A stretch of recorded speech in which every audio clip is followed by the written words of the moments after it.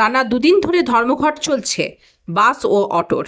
এর জেরে দুর্গাপুর শহরের গণপরিবহন ব্যবস্থা ভেঙে পড়েছে। টোটো দৌরাত্ম্যের প্রতিবাদে এই ধর্মঘট বলে দাবি তাদের। যদিও নিত্যযাত্রীরা কিন্তু চরম সমস্যায় পড়েছে।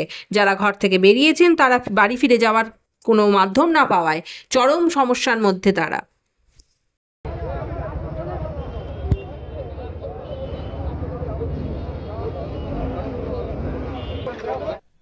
ভোগান্তির মুখে তো বুঝতে পারছেন 100%। কালকে বেরিয়েছি এবং একটা দায়িত্বপূর্ণ কাজে বেরিয়েছিলাম যে বাড়িতে ফিরে যাবো, তা না ভেবলাম চেষ্টা করলাম, গেছি, কিন্তু আজকে ফেরার পর শুনছি আবার সেই স্ট্রাইক কন্টিনিউ করছে।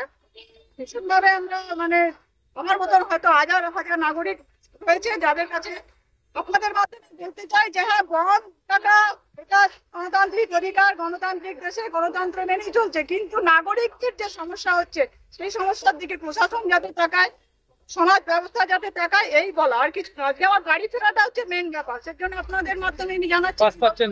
বাস পাচ্ছি না, টোটো অটো তো আজকে ভাড়ার ব্যাপার আছে। কিভাবে এলেন এখান পর্যন্ত?